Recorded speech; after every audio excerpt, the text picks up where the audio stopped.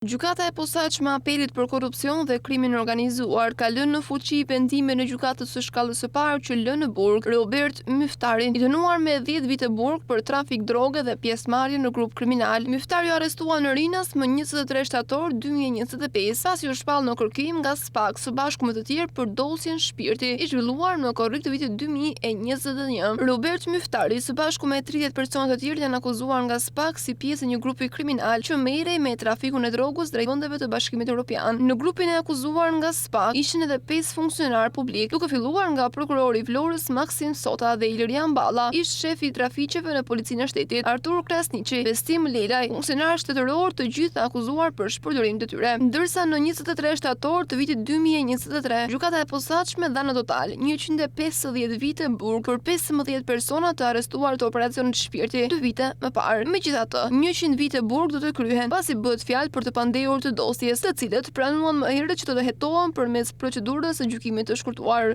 Operacioni Shpirti u zhvillua në korrik të vitit 2021, ku u goditën disa grupe kriminale. Hetimi i autoriteteve italiane për 5 vite me radhë çoi në pranga 38 persona në total, mes të cilëve edhe punonjës policie dhe 2 shoqëruesit e Sajmir Tahirit, Agustin Deda dhe Hekuran Marku. Në atë kohë u sekuestruan 4 milion euro pasuri.